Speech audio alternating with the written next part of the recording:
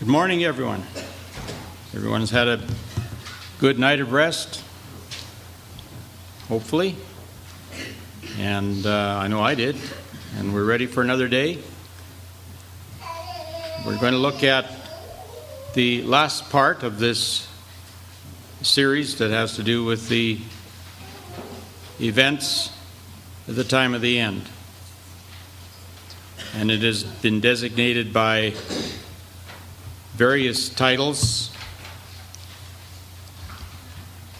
An article by Brother Grocott, which appeared in the Brian magazine several times, titled The Last Terrible 40 Years, is one title by which it has been called. We've also studied it under the topic of the March of the Rainbowed Angel, which has to do with, it's a reference to Christ and the saints. Comes from Revelations 10, verse 1. And we've also studied this as a part of God's great plan with His earth and the things that He will bring about in it. And I know that there are some of you who have not been with us from the beginning of this presentation. So just to recap where we've been, we have talked about this in reference to the time that these things will occur. We've talked about it in reference to the place where it will happen, from which it will emanate. We know that is the heart of God's plan exists in the land of Israel, a little spot in the world in the Fertile Crescent. We looked at the why, which is probably one of the most important things having to do with this. As we run through this series, we keep referring back to it. And we know that, of course, as the Bible reveals, is to give glory to Yahweh and to His holy name, that all nations of the earth and all people of the earth may see and reference this as a part of His plan and part of what gives glory to His name. It is the sole reason for His creation. It is the sole reason why we exist. Salvation, as Brother Thomas had said, and to paraphrase him, is not about us. Salvation is about giving glory to God's name. And we looked at the players involved in this. The king of the north, the king of the south, Israel, Christ and the saints. And last night we began considering the how. And we distributed the handouts, giving the sequence of events that relate to this part of the topic, the how. And we'll continue that and wind up with what does it mean to us this morning. So this is where we left off at number 17 on your handout, where the conquering of all lands that were promised to Abraham from the Nile to the Euphrates was realized. It was the completion, the regeneration and disciplining of Israel, Egypt, and Syria, which was the original entire area of Eden, the garden of God. And all that being done, we see it now restored to its former condition of peace and beauty. So that part of the land has been transformed. As Brother Grocott said, in the last terrible 40 years, Christ can go nowhere but what He transforms and purifies the area in which He goes and conquers the area and the people.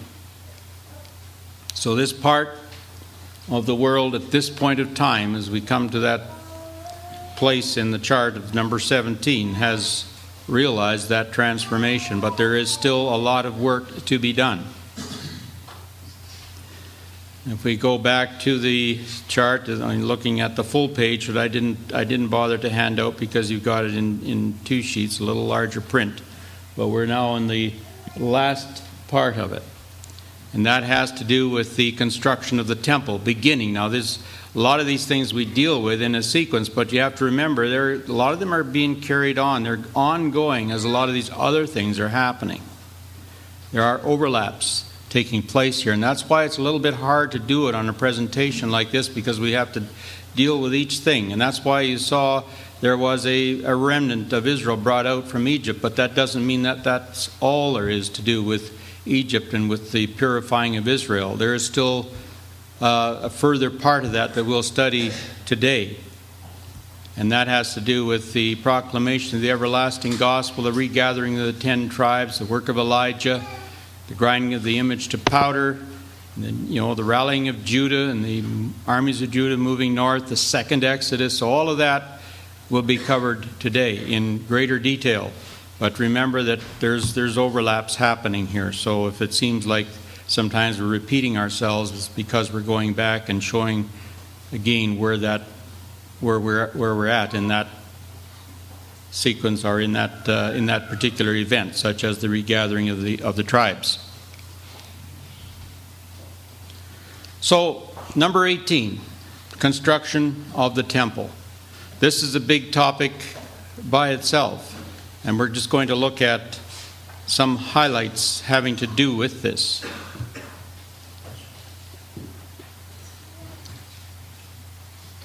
I'm just going to back up there, I think. No, I did get it right here. Okay, sorry about that. I thought I was in a different place than I was, but I'm doing okay. We're on this topic about where we're just going to take a look back and look at the tabernacle, the first temple, and the second temple, and then the third temple. There's a history, and it goes in a sequence, starting with Moses, going to Solomon, then to Herod in the time of Christ, and finally the third temple, as we will attempt to deal with here. We know what happened to the past temples. They were destroyed. They were plundered, due very much to the disobedience of the nation of Israel. And the third temple, Jesus predicted, he says, "See ye not all these things?" As his disciples showed him, with some pride, no doubt, the huge building of this third temple. He says, "I say unto you, there shall not be left here one stone upon another that shall not be thrown down." They must have been awestruck by that statement.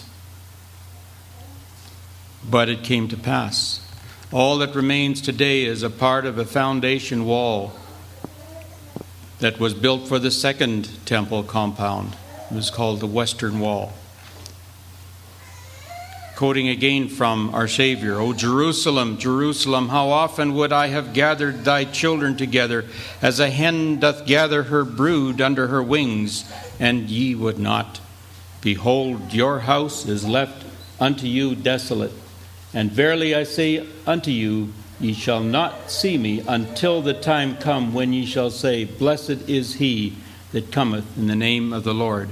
A reference here to the divine timeline. God does have a timeline, and it will be fulfilled. It will come to pass, and when these things have been accomplished, we know that our Savior will return. Ezekiel saw through visions an immense building.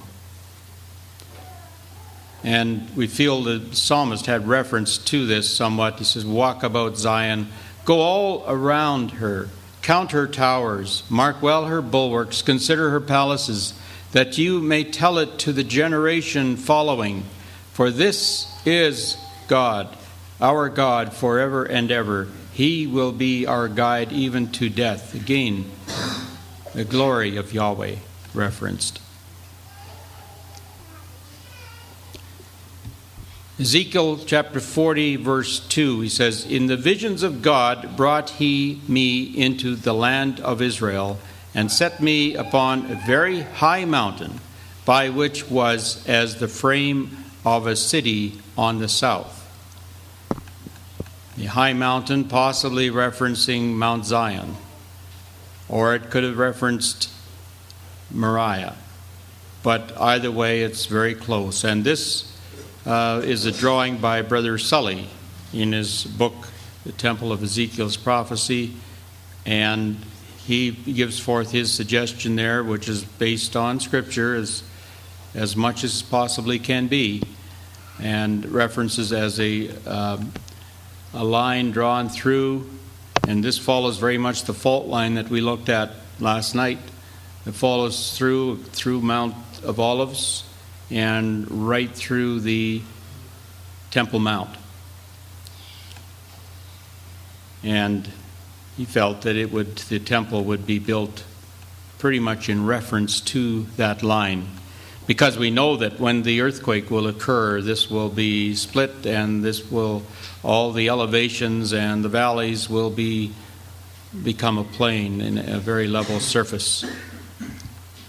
Mount Moriah, as it looks today, we see in the bottom corner.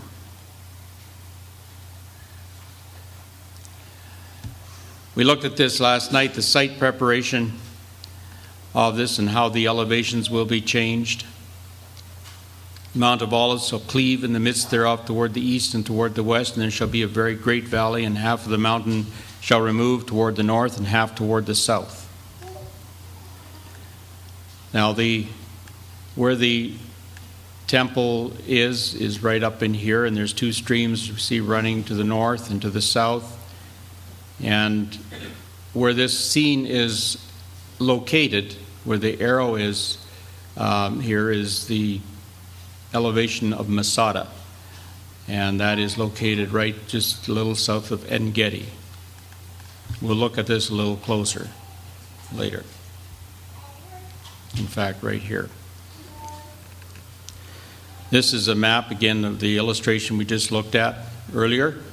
And this shows the Holy Oblation, the square, the 25,000 reeds, and the holy portion of the sons of Zadok, the house of prayer, Yehovah-Sham, the city, what is called the profane city, very, very close to Masada. Those of us who were on Masada a little over a year ago could almost see the northeast corner of what is projected to be the city of the future, south of the house of prayer.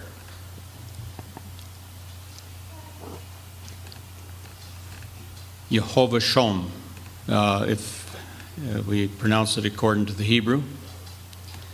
These dimensions that are given describe a city of over 10 miles square, with its suburbs about 1,000 yards wide, extending to the full width of the portion set apart for the city.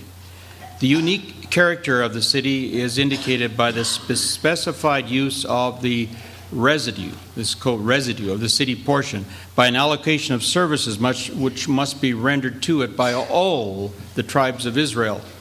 Thus we read, "And the residue in length over against the oblation of the holy portion shall be 10,000 eastward, 10,000 westward. It shall be over against the oblation of the holy portion, and the increase thereof shall be for food unto them that serve the city. They that serve the city shall serve it out of all the tribes of Israel."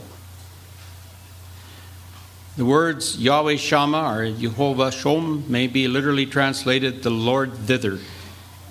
And if we look at Strong's, the Lord is there, references more there in terms of time, more as rather than to place. The time has come. Rendering in harmony with the above premises, indicating that those who worship in the temple go up from this city. The city may be likened to a huge garden city hotel in which are received all those who visit the temple.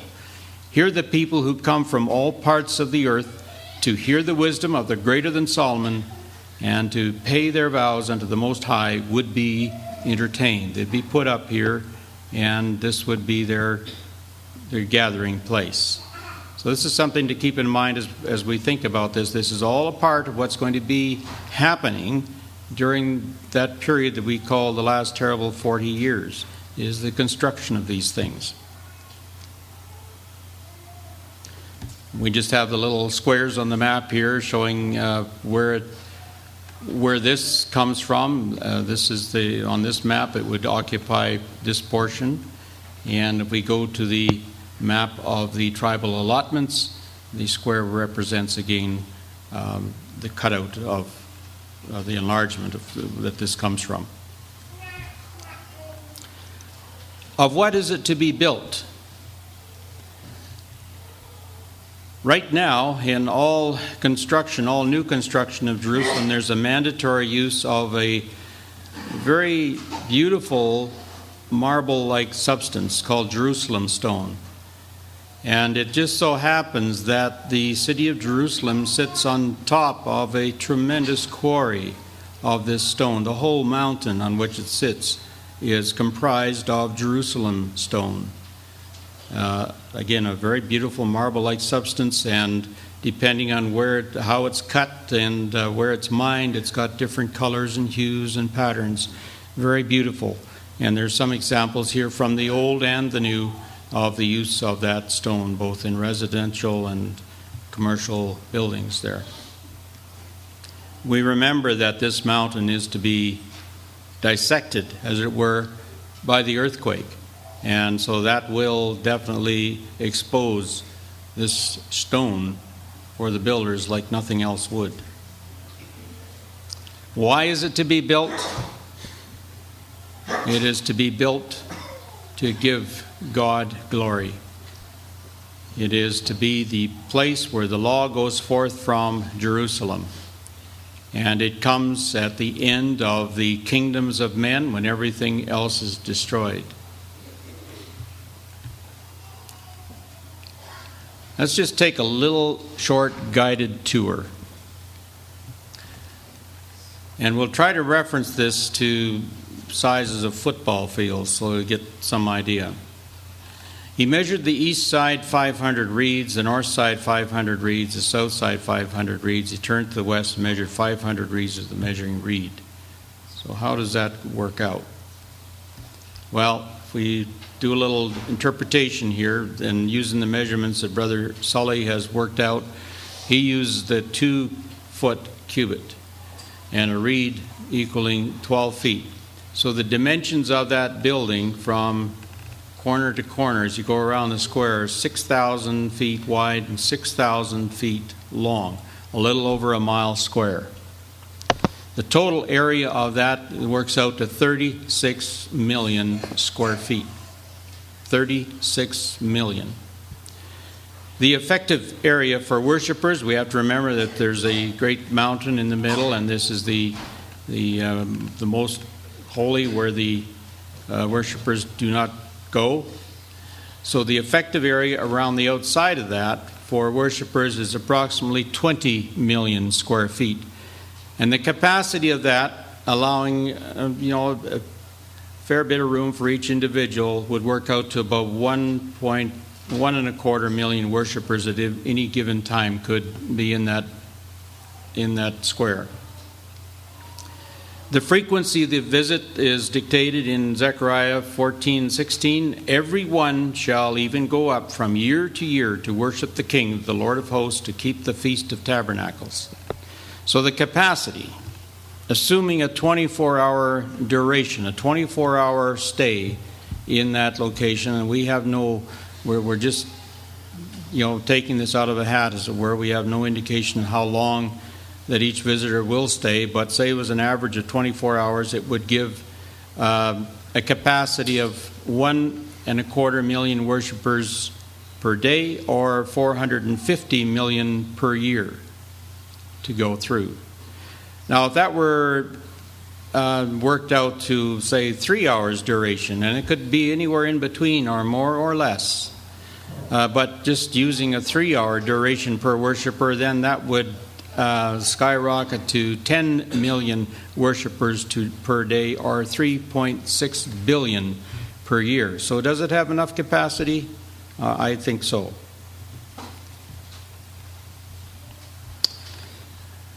The next part of this we just want to look at briefly is he talks about a wall on the outside of the house roundabout. He measured the breadth, one reed 12 feet, the other, and the height 12 feet. So what he's referencing here is this little stubby, you would call a stubby wall compared to the height of the rest of the building. Just a little area there. And that is depicted on the other graph here by this little line that goes right along all the way around, that little line. That's the wall. Now, to build that by today's standards, it would take 11,000 truckloads of concrete to build that little wall. There would be enough to put concrete floors in 10,000 homes or lay 16 miles of 36-foot wide by 1-foot thick concrete highway just to build this little wall. And it's called little relative to the size of the rest of the building. And I use this just to get some indication of the amount of material that would have to be gathered and put into place for the entire structure, if it takes that much just to build that little wall. We look first at we look next, I should say, at the gate buildings. These are 96 feet wide and they are 120 feet high. This one is, we're looking at it as though we were suspended above it, looking straight down. And this one, we're looking at it as though we were in front of it. And by the way, this is this little wall here. You see it going right here all the way around. That's the little wall. And I put a little circle in the overall picture here to indicate what it is we're looking at. You know, we're looking down on this part here, or we're looking in front of this building as it would exist over here, or anywhere else around the building. Perhaps before we go any further, we're in the right place just to take a look at something else here that I've got. And we just got a little virtual. I'll just see if I can bring this up full screen for you. Take a little tour. And this was something I got off the internet several years ago. Now this would be the little wall that he's just walking up to right here. That's that little wall. And then he goes up the steps, through the doors, and into the interior of the building. And then those doors swing and he comes, we're now in the interior, he comes, goes around and enters a lift, an elevator. And then this is a scene as it were walking down the outer court towards one of the end towers.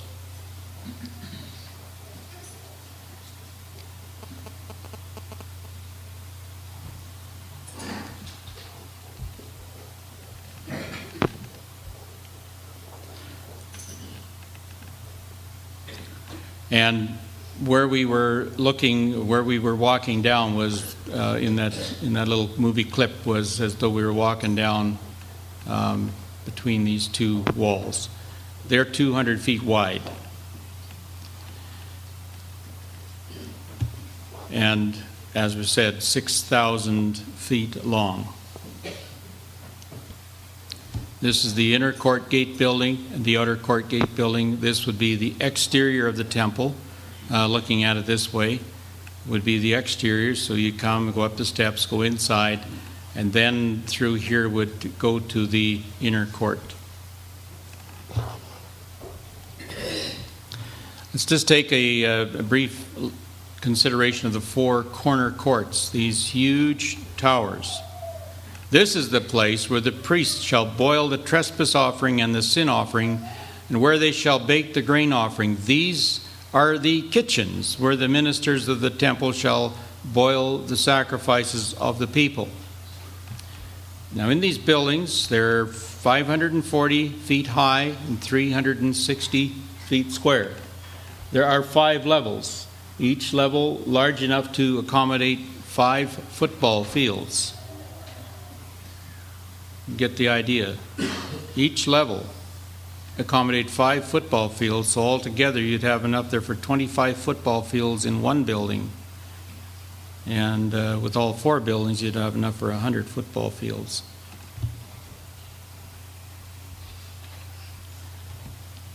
This gives us a bit of a cutaway of the, as a vista of the outer and inner courts. This being the outer court, where we saw the scene walking down it towards the tower building. Then you can go through this and into this separate place, which is allotted for the priests to carry forward the sacrifices of the people into the circular building, which is this one, the inner circular temple.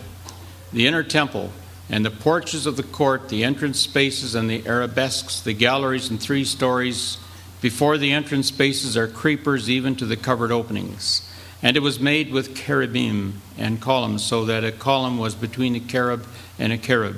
And every cherub had 2 faces, so that the face of a man was toward the column on the one side, and the face of a young lion toward the column on the other side.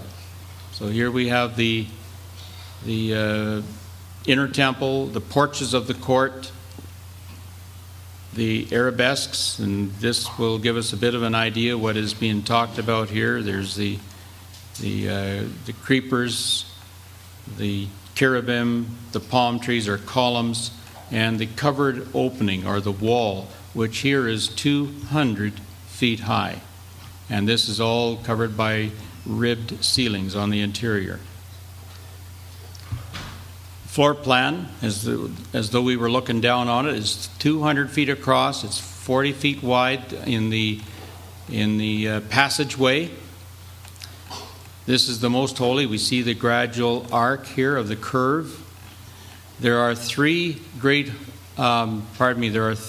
times 3 great halls, because we're looking at 3 levels. There's 30 great halls in each section, each one of these being 200 by 500. Now that means that each is the size of 4 football fields. The walls here are 10 feet thick and 140 feet high. And this gives us a cross section from as endways. Then we come to the center part, the most holy and the altar of sacrifice. And this is showing about a reference here of 600 feet high, so the elevation of that would possibly be that, perhaps a little higher. The size of the altar is given, called the Lion of God, is 144 feet square. To the outside of the smaller court, the wall here would be 168 feet square. To the outside of the lower court is 186 feet square. The total area of this altar is equal to 1.5 football fields, just as an altar for sacrifice. Brother Sully suggested that there is a conveyor of sacrifices going up from the east side, shown here. And there is a stream of living water flowing out from under the altar that flows out toward the Dead Sea and towards the Mediterranean, the Hinder Sea and the Former Sea. And that is to purify the water of the Dead Sea and form a passageway for trade and commerce. So that's just a brief overview of this great, immense structure that is to be commenced here at number 18 on our chart. So we go forward from there and we look then, the next thing is the proclamation of the everlasting gospel. It goes out. There's a period, a respite, it appears, and this proclamation goes out to all those who are yet prepared to submit to Christ and his rule. The next step is the regathering of the 10 tribes. And this begins with the work of Elijah. And it would appear that this work of Elijah works with the 10 tribes and uses the influence that is given to him and the power that is given to him to spread the word, the message throughout the world to all the tribes of Israel living wherever they may be living in the world, and to gather them back through a period of great tribulation to a purification and acceptance of Christ.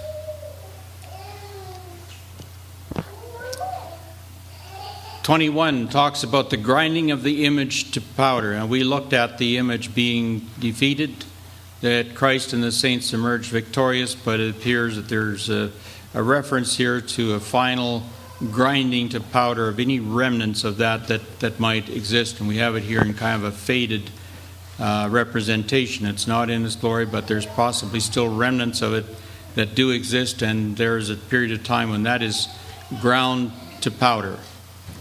But there is something else that emerges in its place, or that is still left as a part of it, and that is the confederacy of the mother of harlots. And this is where the rest of the work of Christ and the saints will be focused on, in terms of the resistance and the confrontation that will have to be carried forward.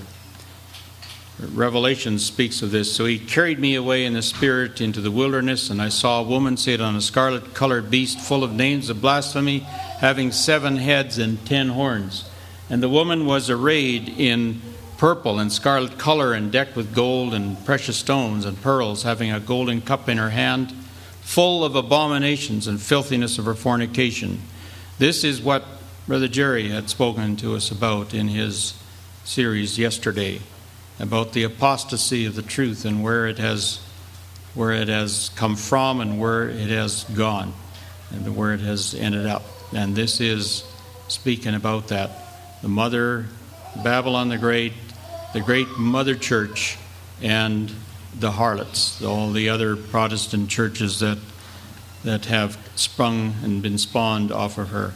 "I saw the woman drunken with the blood of the saints and with the blood of the martyrs of Jesus. And when I saw her, I wondered with great admiration. The woman which thou sawest is that great city which reigneth over the kings of the earth."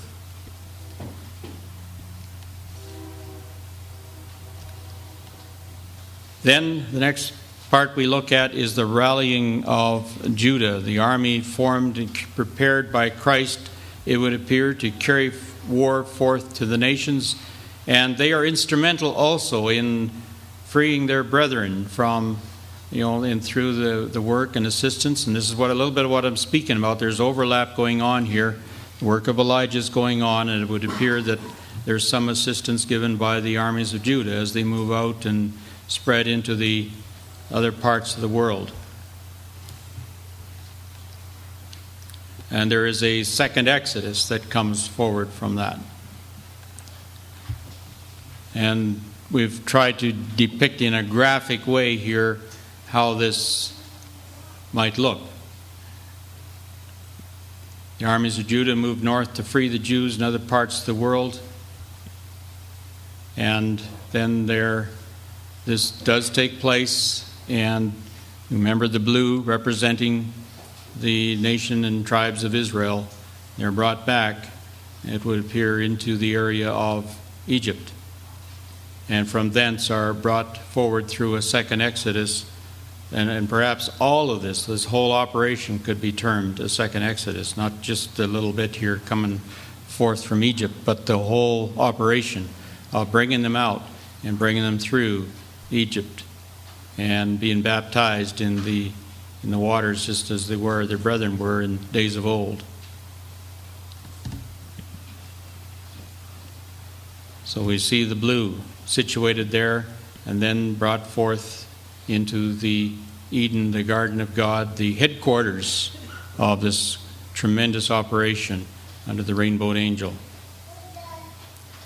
They come to it at the same time. Again, this is not next to it, but as close to as we can get, because all the time that is going on, there's this 30 years of papal resistance to the rule of what it regards as Antichrist. The people of the earth do not accept Christ readily. They resist it. And they feel that Christ is the Antichrist. Christ and the saints are the Antichrist. And that is why they resist it. They've been tricked by the fraud that is being perpetrated upon them by so-called religion of today. And we see some examples of this. This is from a typical Protestant website. The abomination of desolation is an event or action perpetrated by the future Antichrist. When the Antichrist shall walk into the newly built last days temple of Jerusalem and takes a seat upon the mercy seat inside the Holy of Holies, note this wording, and proclaims to the world that he is God Almighty. This event is probably perpetrated by the future Antichrist. So will they be tricked? Absolutely. They will be fooled and dumbfounded by this kind of fraud that has gone forward from things like the internet and from the pulpit. This event is probably perpetrated by the future Antichrist, they say, at the midpoint of the 7-year covenant which he arranges with Israel, granting Israel permission to rebuild their temple on the Temple Mount. So when they see these things happening, what will they be thinking? This is the Antichrist. Let's get rid of him. And this is from the Catholic Encyclopedia. The fathers of the church speculated on the Antichrist in various ways. They showed the temple to be the Jewish temple rebuilt by Antichrist in Jerusalem. Rather than the Bishop of Rome, the early fathers identified Antichrist as a government official, a king coming to power in the ruins of the Roman Empire. He would probably be Jewish. Possibly from the tribe of Dan, he would then seduce many of the Jewish people by attempting to fulfill the political aspirations they held for the Messiah. It's interesting. So, there will this 30 years papal resistance will come out of that. Judah as Christ's bow and Israel as Christ's battle axe take Europe, papal, and other leaders. This is you might call the second phase of the Armageddon battle. The first phase being the defeat of the power of the north, the image of Nebuchadnezzar standing in its place at the time of the end. That would have been the first phase. But as we said, it's not over. There's still a lot to be done and a lot to be conquered. Rome and the Vatican are destroyed by earthquake and by volcanic eruption. Rome descends into fiery abyss and the smoke rises. And we're to look at this in a kind of a graphic format to show what happens. Judah going forth as Christ's battle axe, Judah and Israel, into the various parts of the world. And again, this is happening as Israel is brought out, and they're all working together. But part of that bringing back out of that land results in the destruction of Babylon the Great is fallen. The merchants which were made rich by her shall stand far off for the fear of her torment, weeping and wailing, saying, Alas, alas, that great city that was clothed in fine linen and purple and scarlet, and decked with gold and precious stones and pearls. For in 1 hour so great riches is come to naught, and every shipmaster and all the company and ships and sailors, as many as trade by sea, stood afar off. And a mighty angel took up a stone like a great millstone and cast it into the sea, saying, Thus with violence shall that great city Babylon be thrown down, and shall be found no more at all. In her was found the blood of the prophets, of the saints, and of all that were slain upon the earth. It was quoted from Revelations. So they are taken out, and in its place, as we said, there's nowhere that this happens but what Christ does not go and transform and purify. God's glory covers the land in those areas. Number 28, there's still a portion of the world that remains yet unconquered for Christ. portions of the world where Islam, Muslim, Hindu, countries like India, Japan, China, Africa exist, and these also are eventually subdued and converted and purified. And so the same process of action, we would suggest, takes place in relation to them also, via the medium of the armies of Israel and Judah, go into the remainder of the world and convert it to conformity with the divine purpose.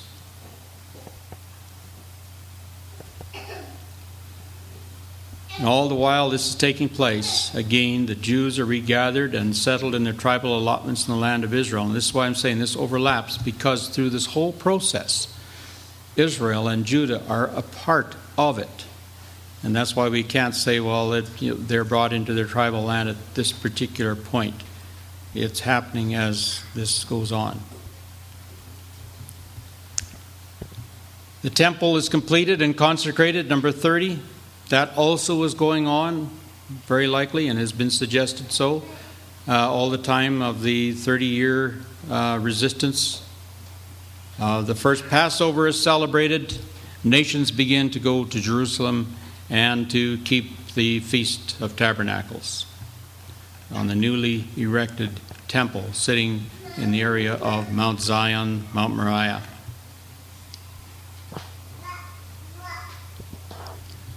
And then the millennium begins. As truly as I live, God has said, all the earth shall be filled with the glory of Yahweh. That again takes us back to the why. It's the reason for this entire operation, to fill the earth with God's glory and with people who give glory to Him through the free will obedience to His requirements and try to glorify Him in that way. So to wind up, what does it mean to us? Where do we fit into this? Of what importance is all these things to us to consider?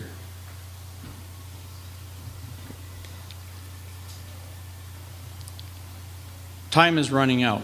I think that's probably the one thing that we really have to seriously consider. Time is running out. There's nowhere to hide. We're here. We've been told what to do. And we've been told to take full opportunity and advantage of the time that we have. Redeem the time, the writers of the Old Testament told us. Certainly the message of the prophets is unequivocal. With one united voice, they warn that we stand before a God of judgment and that our misdeeds will be remembered, and that the Almighty will mercilessly punish the evil and the unfaithful even as He saves the righteous. The prophets seem to say, go ahead, do what you want, do as you wish, but remember this one thing. As you do now, so will your deeds be weighed later.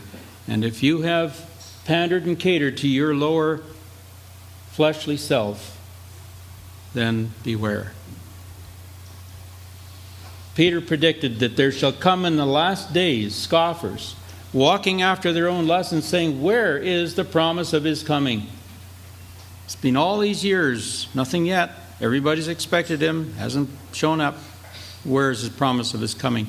That sentiment that's so often, if not openly suggested, certainly in the minds of many, was with the apostles in their day as well.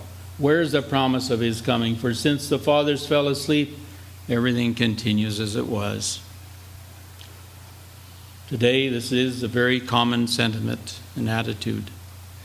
It is up to us to make the choice. Make the choice that we do not fall victim to that same sentiment and attitude. We have to remember, the Bible predictors cried out in the wilderness about the first coming of Christ. We do not need so carelessly to shrug off the predictions about His second coming so thoughtlessly the second time.